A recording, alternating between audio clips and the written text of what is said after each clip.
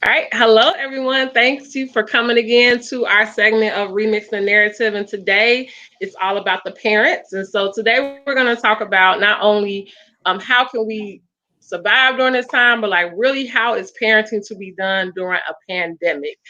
So each week we have a central focus. And last week we talked a lot about like social emotional and just how that helps the whole community. Today is particularly just going to be about the parents. And so I'm excited because not only are we going to get some great tips, we're going to be able to have some tangible things we can walk away from to be able to even start doing today. So I'm excited for today's guest. I'm going to have him just introduce himself and just his title and all the great wisdom he's going to bring us. But just first, just a brief intro as to who do we have on the show today.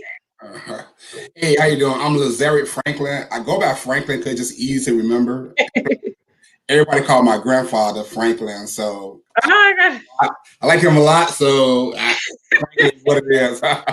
I'm a CPS employee. I've been there about over 8 years. Dean of discipline, so I deal with all the kids that get sent to the office for like behavior issues. I am a father of seven. I have seven kids from the age of 23 down to nine. No, actually 10. And then I'm married. I've been married for 11 years, 11, almost 12 years. Awesome. Yeah. I'm also a youth leader at my church. What else? I do programs for the community kids at my church as well. I'm a published author. I wrote 5 books. 5 books? Yeah, 5. I wrote one about 3, 4 years ago, and then Okay. I recently. So the first book I wrote, it's about classroom management for elementary school, and then recently, like less than a year, I published like 4 more real small books. I think just hitting different points on how to deal with. 'Cause now I'm a dean at a high school. I was a dean at an elementary school. Okay. I'm a high school dean, so that's a little different. Actually, it's a big difference. That, and then raising teens, which is very hard. And so I wrote like a 50 tip book on just giving tips on how to raise teens. And then like just books on how to teach your kids how to honor, because that's kind of like going out the window a little bit.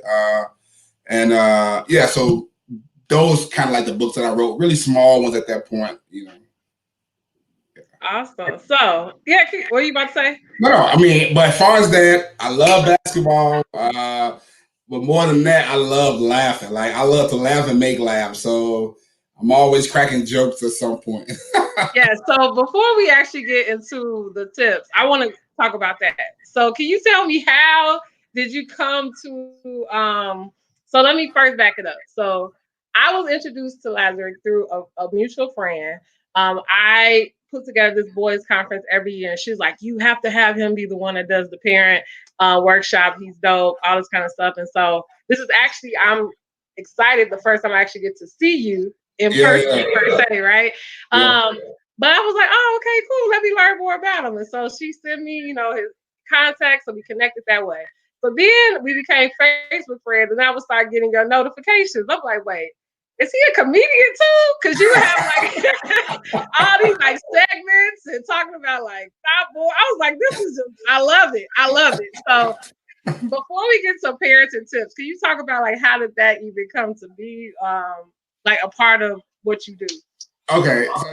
So I always like I love comedy. I just love it. So when I got to high school, in high school, the kids they tend to be more vocal towards you, and they'll try to crack jokes on you, stuff like. Mhm. But so I would crack jokes back with them just to have fun.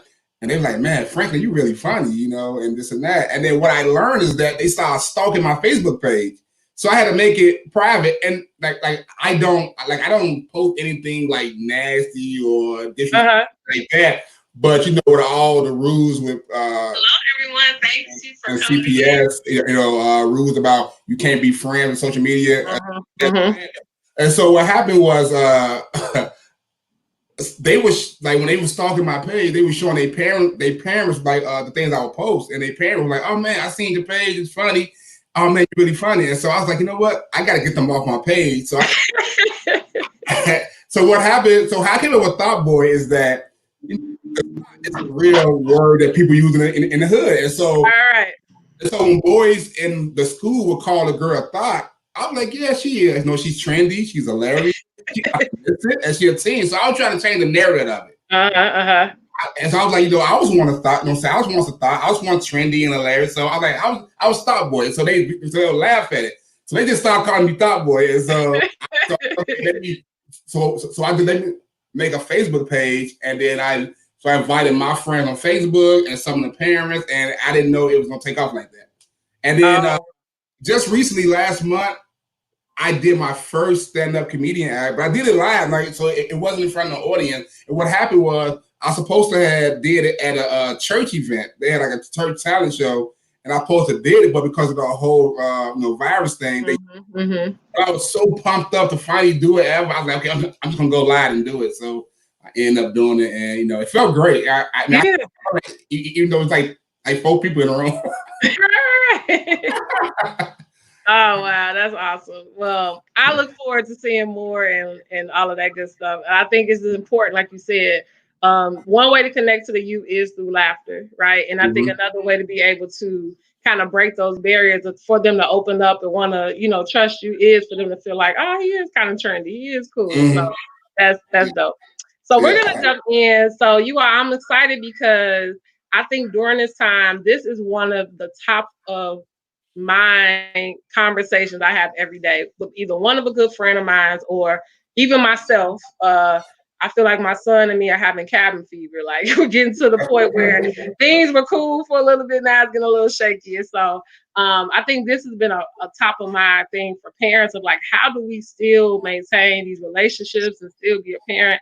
And there's so much going on. Like parents have now, in some cases, become teachers, along with parenting, along with a whole bunch of responsibilities. And so I'm excited because Lazerrick said he has 10 tips to help us, or some tips that necessarily, it may be more than 10, because I'm sure we need it all, that can help us during this time. So go ahead and kick it out. What do you got for us? What's some advice for the parents? Okay, so my biggest takeaway from this whole situation is that this is a time that I have never seen in my lifetime, and I don't feel like I will ever see it again in my lifetime. And I'm sure like a lot of parents at my age feel the same way. And with everything else that's making us stressful as far like people getting laid off, money's not coming in, maybe a job is cutting hours, so whatever the situation might be. And people as parents, that's our main priority, to provide, and protect, so that kind of messes with our livelihood, But those are some things that I feel like we can't control. Control the situation. And so for me, I figure like, what can I control? Like, what can I control? How can I make this better or make myself better coming out of the situation? And then I went in. And so just the revelation I got is more about we need to take this time and get back to the base of the parenting. And I was like, what does that look like? Just the base of the parenting, because when you look at it, the school system and after school program and sports and the world have our kids more than us.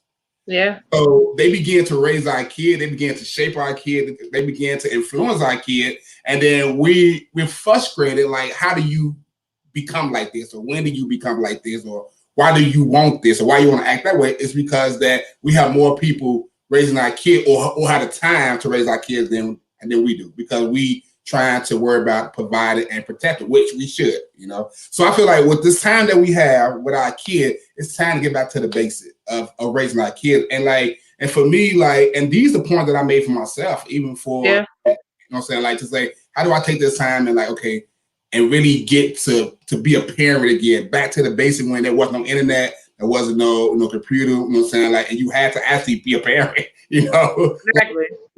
Because sometimes, some days, Fortnite babysitting my son for about 2 hours. And so I'm guilty, yes. So, and you get frustrated easy. So I just want to just jot out like 10 points where I just 10 examples of that I'm been using just to get back to the base of the parenting. And then the first point is that, is like, figure out how do I love my kids more than I did when I didn't have time to love them. Do I grab my daughter and just hug her and tell her she's pretty? Do I grab my son and say, hey, you know what, you getting tall, or what's going on with you? Like just that love that we didn't have time for when we really busy. And that's really one of the points of getting back to is like, do I have let me love my kid this time, because I might not have this much time to love on them. You know what I'm saying? Like ever in life again. Like give me much time to love on them. Yeah. So that's the point number one. And then in that process, like point number two is like getting to know them better. Like sometimes you have a conversation, like I have a conversation with my daughter. She's 10. She'll say a word to me that I'm like, how you know that word? And so, well, how do you know what that means? How are you sentence? And then like say my daughter and my son, my little son, like they both African American, full-blown African American, but they only went to Hispanic schools. So even my daughter, I could see some of her accent is almost sounding Hispanic, or the way she used the word they say, And so what I've been doing, honestly, this week we were watching a whole bunch of black movies. And we're watching. Hold on now. You got Serve, you got Road Bounce, but only because I don't want her to not know who she are or who they are. Nothing wrong with getting another, but like this is me learning her at the moment, or learning them at the moment. And again, there's nothing wrong with that at all. But I knew something about her or them that I had to now work on, which is like, how do I get them to know the culture of African American as well? But to that point, I want to say something because I think that's so true. Because even with my son, we were watching. I don't really watch a lot of TV series with him normally during the school year, just because we both got a lot going on. But we started watching Black Lightning on Netflix, nice. And so because we love superheroes, so I'm like, oh, let's do this, right? And so as we're watching Black Lightning, have you ever seen the show? No, it's my cue to watch. Okay, so. The thing about like getting to know your kids is that while we were watching Black Lightning, the storyline start to build up. And so it doesn't take away from the storyline, but one of his children is lesbian, right? And so in it though, my son is 8. And so while we're watching, I'm kind of like, okay, we're watching it, And it was a scene with like his daughter and another woman. I'm sitting here like, okay, how do I navigate through this scene? Because in my mind, I'm like, I ain't never watched nothing like this with him. He don't know what's going on. Like, what's going on? So I'm like going through it, skipping through it, all this kind of stuff. Fast forward, get to another scene. And just out the blue, it's a whole different part. They like walking down the street or something. My son says, "Mom, she was gay, huh?" I said, how did you know that? Right? Like I called myself like shielding him from that, right? But then in our conversation, I said, who did you hear talk about that? He was like, all my friends at school, like they were talking about how, and I'm sitting here, we just having like a conversation. I'm like, so what do you think? Like, what is, it was a conversation that in my mind, I'm like, my 8-year-old has no clue about. Like, he really doesn't have this much knowledge of that. And he like, they chopped it up at lunch talking about this. But it was like you said, a get to know you moment. Because one, I got to learn what my son already feels about it and what he thinks and what his friends are talking about. And it helped me to kind of know, like, man, like you said, this is an opportunity for me to, shows and things like that could be those segue to conversations that you normally wouldn't just out the blue have, right? And so in that moment, I felt like I knew my son. I knew he didn't know nothing about this. And he looking at me like, oh, Mom, you feel uncomfortable? What I'm saying? like he was doing me a favor. But like you said, it just helps us to get to know, like you said, they're at school for so long. And it's all kind of conversations that they're overhearing or they're seeing. And if we don't have those times at home to kind of dig through them, it's going to stay in their mind as what's true. So, yeah. Or they're going to start to, I say the war is going to start to make them believe a certain type of truth. If show them what it is. Yeah. So it is key. Yeah. And then, but then like the third point is it's something just as simple as just eating dinner together. Because a lot of family got away from that, and so even since we've been out, I've been on purpose, like making sure that we just eat dinner together. And so we play this the game, like, would you rather, or like just to Yeah. and talk again, because again, like when we're gonna have this time again and this bulk of time a days to do that, Yep. So we've been playing like would you rather at dinner table every night, eating, and we eat early. We eat about 3:30, 4 o'clock down there. Dinner at 3? Yeah, so because like, my kids get out of school at 3, and I normally cook anywhere around that time. Okay. I just say, okay, we're gonna keep that time, and then at 7 o'clock we watch one of our movies and we have a snack, Okay, all right. Yeah. So that's point number 3. Point number 4 is to get back to basic is we need to start traditions or rekindle the one we already had. And one of the things, because like one thing that I feel like I'm the first person, probably second person now in my family that ever owned like a house. And so my little kids, they don't know life outside the house. Like they only know that. But in the midst of that, like I'm the first one to graduate college in my family. So to talk about those things, like talk about credit, to talk about that, and talk about the small stuff, like I learned how to cut hair at a very young age, so I taught my 2 oldest sons how to cut hair. So that's a tradition that I'm hoping they give to their kids, and it actually keep your name as a parent alive. Like, oh man, how you learn that? And the thing I want to say about that, like I remember a long time ago, and you probably could attest to this. You used to always see business say Franklin and Son, or yes. You don't see those no more because in the way tradition, and the schools are. And the thing about it, though, business was there to be there for generations. Yeah. But like now, you don't see those no more because people are getting away from tradition. And even if you don't want to work in that business, you should still maintain it, like hire the manager, somebody to oversee it while you do your thing, but keep that business in the family, And so it's like, like that, just keep a tradition. Like, I don't care if tradition is watching a movie every Friday. Like, tradition, like you want to keep in your house, but this is a great time to start one so you can actually start building those traditions. So when your kids grow up, they might even start that same tradition because you started it, and it's keeping your family. Yeah. That's a really, really great point. And I want to say this because I didn't say this in the beginning. So people who are watching, if you have questions, if you have tips, if you have a comment, if you like, I love what you're saying, like put that in there and I will display it, because this is a conversation for us as parents to really say, okay, how do we parent during this time? And I really love that point because me and another friend actually was talking about that. Like, this is a time where I think a lot of people as adults are like, okay, what's the business idea I never got to do? Or what is the, new skill that I could create? But also, how do you, like you said, build those types of brands that can be passed on to somebody else, right? And how can we teach our children? Like my son, he loves, like I said, like video games and sports and things like that. But teaching him, like you said, finances, like, okay, how about learning about stocks? Like, you paying all this money to Fortnite.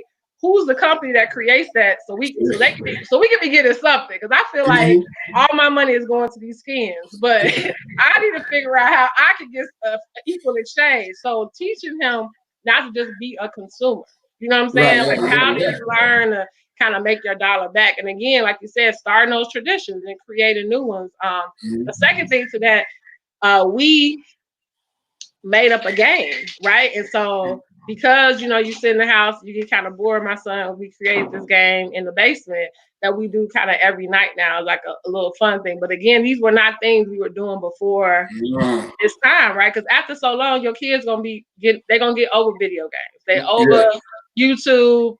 And we just was sitting in the basement. He was like, let's get these 2 crates and do this with the ball. And like, now we got a game. But again, it's a tradition now. We just saying stuff that we created during this time. So I really love that. So parents, think about that. What's something that you and your kids can really be doing together? Together. Is your wife named Lynette? Yeah. I love it. Lynette, I'm with you, girl. She said we need stock in Fortnite. Yes, we do. We need stock in Fortnite. I'm like, what am I getting out of this? I get no pleasure out of giving you money. So I am with you. Cool. I know. I just bought 2 skins yesterday. Yes, and I'm like, no skins. What is all this stuff? I don't know. Just sound like my money going away to me. Mm-hmm. All right. The next thing tip 5 I would say is this would be a good time also to start going over house expectations. Like, whether you had them already and you reintroduce them, or you start them up, because again, this could be a point where you can say, okay, let's get a cleaning schedule. Let's see how we can help each other based off each other's schedule. Or this is how we should keep this house clean. Or these are the rules for the cell phones. Like, this is a great time to actually implement those. So when you get back busy again, the foundation of your expectations have been laid and also practiced. So I think it's a good thing that parents can do if they haven't done it already. Do y'all have, and this is a question for me, because I know you've been in this parent game. Do y'all do allowances? Is that still a thing? Like, did y'all do that? How does that work? Yeah. Is that a part of the expectations? We did. So we did we get them so I'll give you an example of my oldest kid. So if you guys don't know, we are a blended family. I had 4 kids before I got married. Okay. One, and then we had 2 together. Okay.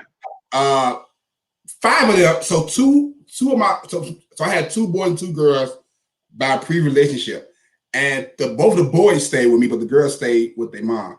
Okay. But they come to my house every weekend, all breaks and stuff like that. So we would get them allowance, like say if they're 11 years old, and say 6th grade, and say we give them $50, I don't know, say a month or something like that, right?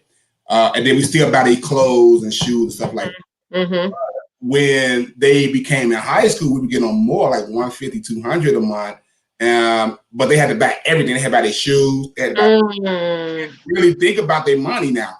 And so it's like you want these Jordan, you only got 150, and they 150. Then you got to make a decision. You're gonna buy those Jordan, or you're gonna have, because don't come ask me for nothing after that, But this is this was just for them to start thinking about money as a whole, and not as my daddy gonna give me this or my mama gonna give me this.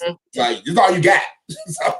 You know what? And so first I'm laughing because I'm gonna respond to that comment, but Maribel said, we allow our kids to live in our house.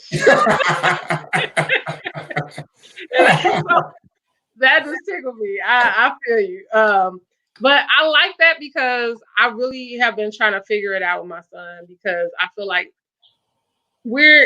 like you said, there's certain things that they just haven't had to experience. Like for him, he doesn't understand that Amazon is like connected to a bank, right? So he's like, just order off Amazon, like what's the problem? Or that actual, the card has to have something else for that card to swipe. You know what I mean? Mm-hmm. But I think it's also just because of the convenience of life right now. Like, I can just go online, or we just go into the store, and I budget my money. I understand where it's going. But for him, he just sees swipe and put in the cart, And so I love that idea of like giving them allowance so that they're able to understand how to manage money, but you're still handling like basic necessities, because but that's the thing. I'm thinking, like, when you're a teenager, like, I need you to understand, like, oh, you want to go to the movies, then you probably shouldn't buy that right now, because that's gonna be your movie money. Like, how do you make that transition? So I really like that. And as soon as they get a job at 16, I don't give them nothing else unless they actually need. As soon as they get 16, because and they say they want more money, I'm like, look, you don't get a job. Just realize when you get a job, I'm not giving you no more allowance. Yourself. So it's just giving them think how the world works, And so, and I tell them, like, ain't nothing wrong with that, If you go get a job because you want more money, that's fine. But I'm gonna take it away what we gave you, But it's not. But I always tell them, like, there's nothing wrong with that. Right. But yeah, so that's what it is. But it make them think about money, like, cause like even like my sons, like, I wear a lot of Jordan, like I do. But like even my son, once they got in high school, I would personally buy them 1 pair a year. Like in grammar school, I bought them a lot, but I bought them 1 pair a year. They'd be like for Christmas or something like that. It wasn't because of nothing, but like it was like a birthday or Christmas, because I want them to understand, if you want these Jordan, you're gonna find a way to get them. And when kids buy stuff they own, they more likely to take care of it. They are. Yeah. So those are the lessons I was trying to teach them. And my 2 sons ain't buying them more pair of joints. They were like 18. you realize, because even my son, hey, he had $10. They ain't really that hungry no more, right? I'm like, oh, we can stop and get stuff. He like, I gotta use my 10. Like, never mind. I'm like, oh, what happened? What happened? Exactly. Yeah, they start realizing that I don't like seeing it dwindle away. Like, right. lessons to be learned. Yeah, I love it.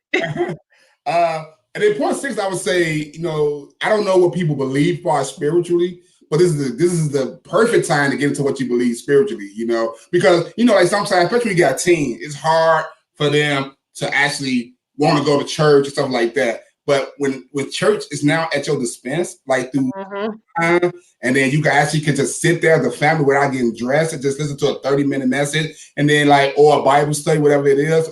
So whatever people are have faith in or believe in, this is a good time, and then also a good time for parents to introduce their kids to the faith or whatever they believe in, so their household could be on one accord. Like I tell my kid, my kid, like my oldest son, he's 23 now. I remember he was like 18. He feel like he grown. He's like, well, I don't want to go to church, and he was like, I don't really believe in God. I said, that's fine. I said, you ain't gotta believe in God, but for me and my house, we gonna serve the Lord. You get out of my house, then you can believe in whatever you want to believe in. But it keep the house on one accord. And he believed in God. He was just bucking. He was bucking to not go to church because he had probably stayed up Saturday night the whole night before. And you going to church, you in my house. It's simple. But this is a good time to either introduce, reintroduce, or get a strong foundation in spiritual belief. Yeah, so that's point number 6. I love that.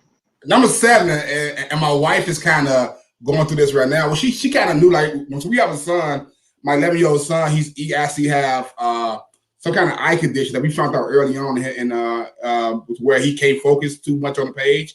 So his learning, 7 is like learning your kids' learning style. And so like again, they're in school so much that they do their homework, but you don't know how actually your kids learn. You don't know if they're smart, if they're fast learning, if they need help in certain subject. So I think if you in tune right now, you kind of begin to know if your kids need help, especially if they're small, because if they're small, this is the perfect time to get them help, as far as like give them extra time at school to do assignments or get somebody to sit with them. Or even they too advanced and you want to put them in some kind of other club that's kind of advanced. But this is a great time to really get to learn how your kids learn. That I want to sit on because I think it's so important. That has been the major push I've had with my friends when it comes to this time. Is like, look, this is an opportunity for you not only to see really what your babies know, you know what I mean? And for some of my friends, like you said, like it has been like, oh my gosh, this work is too easy for them. And for others, they're like, how he got straight A's? And he still and he can't focus, you know what I mean? It's really putting you in a position of like, man, what does my child know? And absolutely. Yeah. On the behavioral side, I have a good friend, her son, well, it's actually her nephew. He was like really struggling with behavior. So they were like trying to find like actually like medication to put him on, like so he could, be more calm in class and more focused. And she's like, since he's been home, he hasn't even used any of that medication. Wow. And a lot of it, she's like, maybe it's just like the overstimulation of all these kids. You know what I'm saying? So at first we're thinking, oh, he really needs this, he really needs that.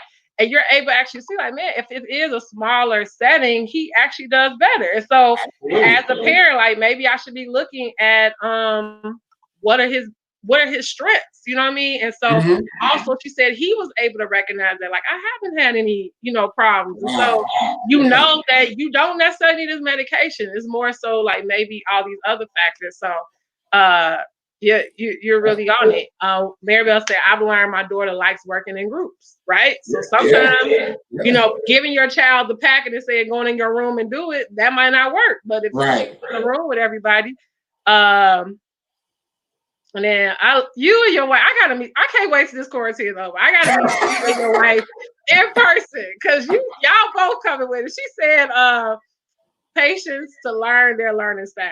Woo, help us.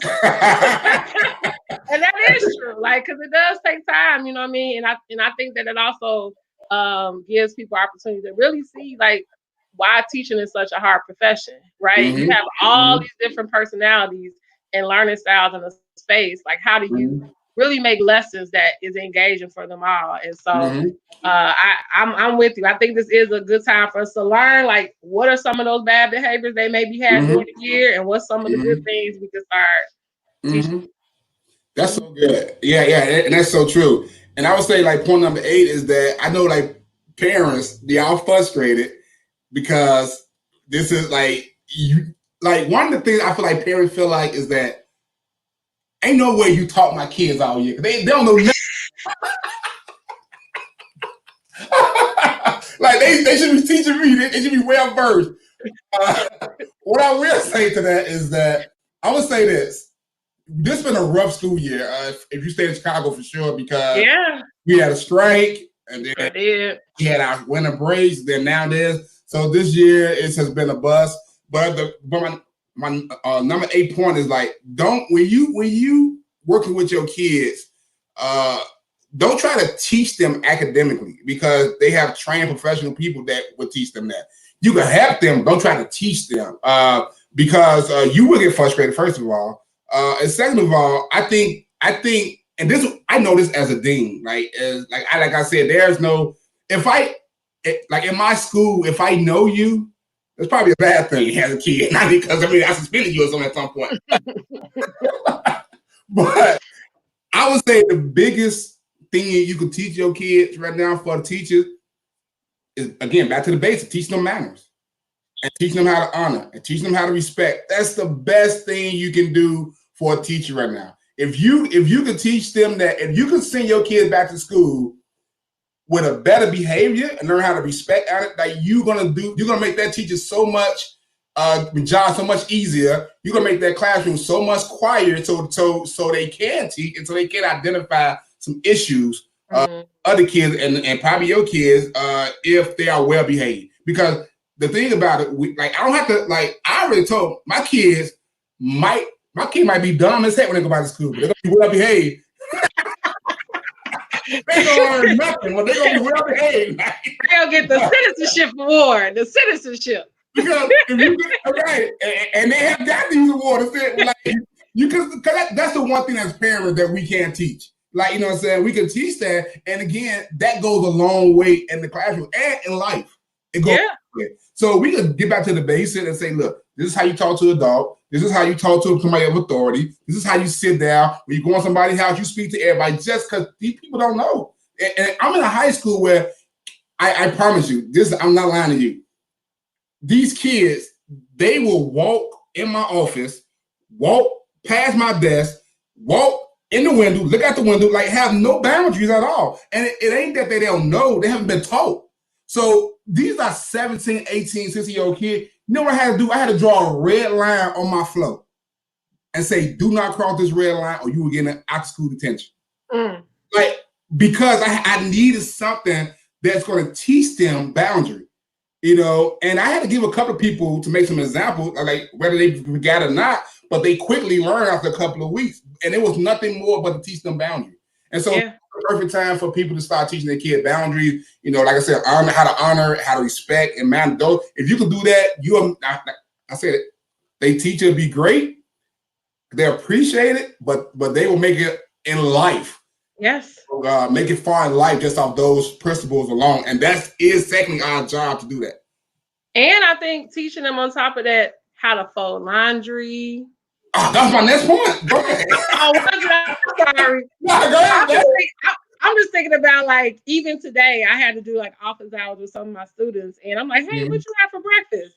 And one of the girls, she was like, oh, you know, and I know because she comes from a big family. Like, we cook this. And another one, so I'm like, he was like, I don't know how to cook. I do that. I'm like, you don't know how to make an egg? Like, you don't know how to make toast? Like, what about, you know, we just started getting into conversation. He's like, I don't do my laundry. My mom do my laundry. I'm like, wait, you know, like, just even simple stuff. And so I think teaching our kids how to cook, that's math. Yeah. Okay. Like, sorting, patterns, like, let's get some stuff, you know what I mean? That's like, so true. The things that, I mean, you budgeting for the grocery store, you know, you doing some cooking, that's science, you know, starting to create some stuff around the house, decorate, that's art, you know what I mean? Like, do some stuff around the house and being able to just show them. Because all, like you said, as much as all those other things been taken out of the house, home economics, I see your wife put all that stuff has been taken out. So they pecking at computers, they don't know how to type. Like, teach them how to type. Like, all the simple things that will help them in life. That's literally like by my point number 9, you said it perfectly. I'm like, you again, getting back to the basic, like teach them how to clean. Don't just like we have a thing to say, go clean your room. My question is, did we teach them how to clean their room? Like, we need to teach them, like, to go up on their bed and say, get up on there, like, go in their closet, teach them how to hang their clothes, how to fold them, how to wash. Like, my 11-year-old, he washes his clothes every Tuesday. My 10-year-old wash them every Wednesday. They bring their basket down. They already been taught how to put them in the washer, how to put them in the dryer. When it's dry, you take them upstairs. There's certain clothes that need to be hung up. Some need to be folded, but everything got a place, and they have to be taught that. You know, and so when I say go clean your room, it ain't to your expectation, it's to my expectation, because I taught you how to clean it. But again, like most people tell them to go clean, but they don't show them how to clean properly. Yeah, so it's a good time to teach them how to clean. And clean them, their outside and their inside. Like how That's true. My wife can attest to that, because she's I'm sure that you in the school system, I'm like, some showers have been skipped. So some basic hygiene thing. I think, and again, what I realized with a friend of mine, she said it was so funny that, you know, our kids, my son is still at the age where he don't need deodorant, you know, but I think he might be getting to the point soon where he will. But like when our kids go through those different phases, there's different lessons that go with those phases. Absolutely. You know what I'm saying? So he knows right now up to this age, like how he should bathe himself, what he should, you know, not same towel, like, you know, all those kind of simple stuff, like brush teeth, brush tongue. It's going to be something a little different when he gets into his preteen. Absolutely. You know what I'm saying? Yeah, especially when he gets more active. Same thing with girls. When they switch, it's some things that it's some additional conversations that should be had. And I think what's happening is that my high school girls are still stuck with those elementary conversations. Like there's certain things you can't wear that shirt twice in a row. It was different when you was 1, okay? Or 2. High school boys, you cannot wear the same. It's just no repeats. You can't do repeats like that. You know what I mean? But I think these are the times to have those conversations, because if they really ain't got to leave the house, I'm sure that hygiene is off the chain. Okay. Yeah. I'm just saying.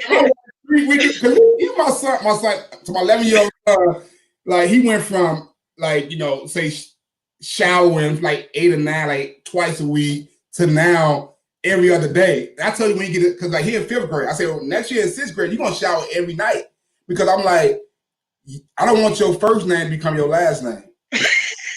When they start calling you Stinking Franklin or Stinking Leonard, it's a wrap. They're gonna stick with you forever.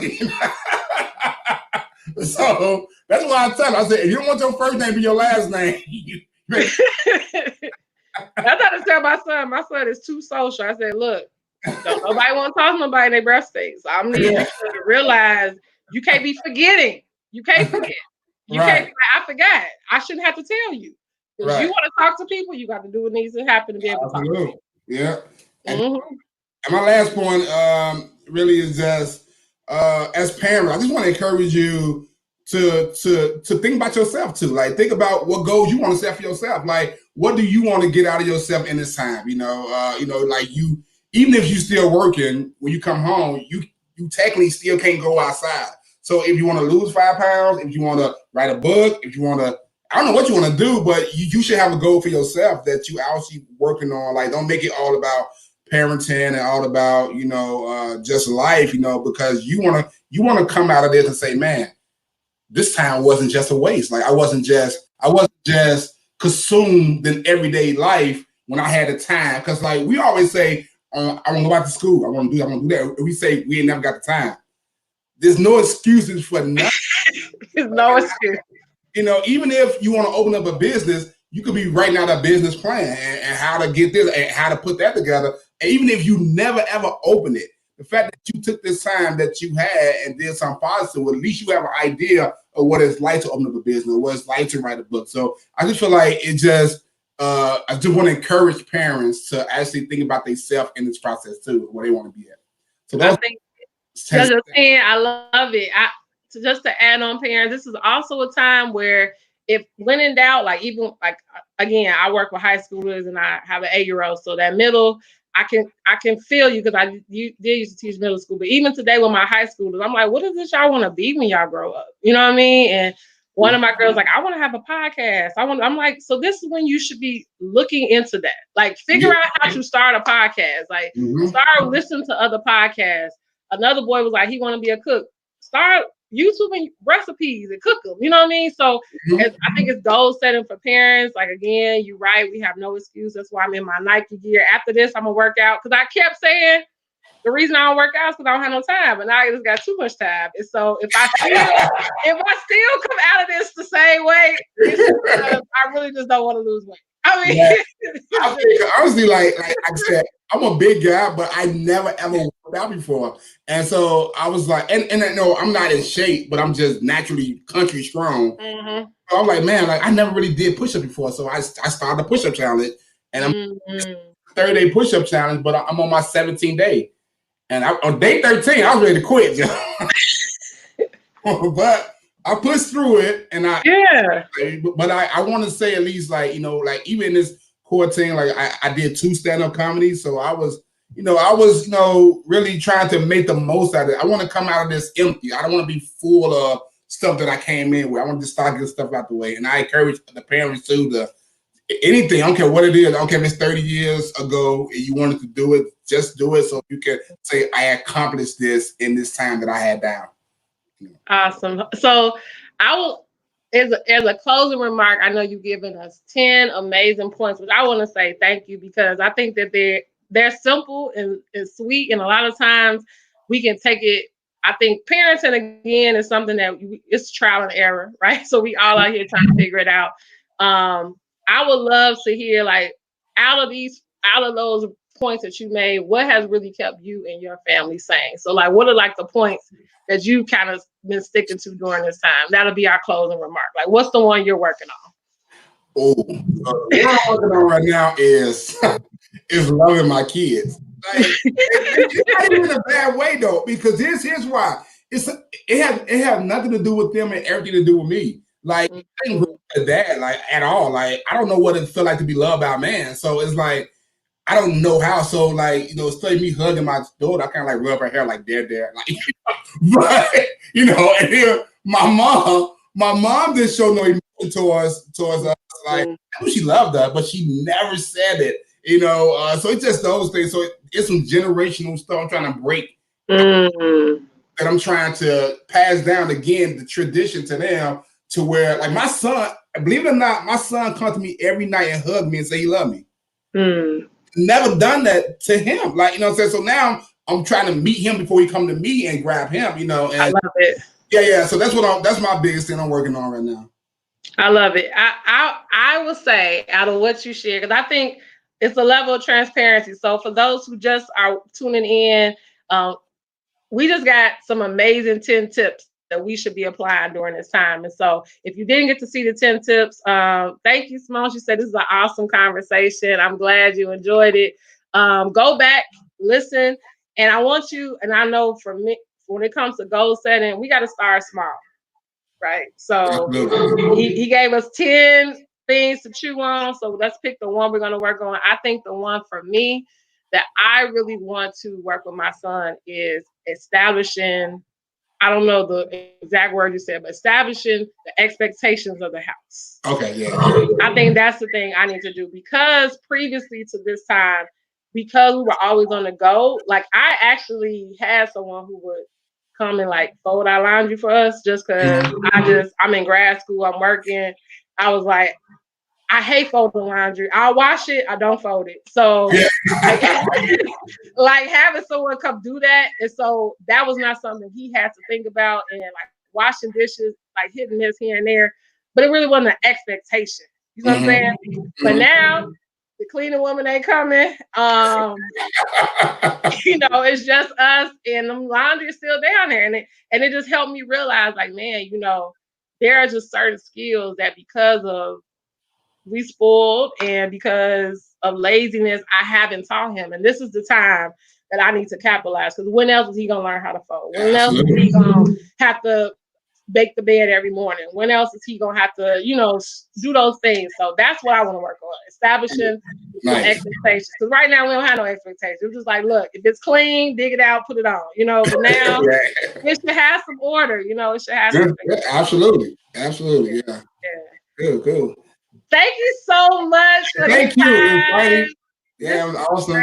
Thank you for finally having us finally connecting. I know we finally got to get it together. I'm so excited. And so we still are. I am. I really believe in perfect. Everything happens for a reason.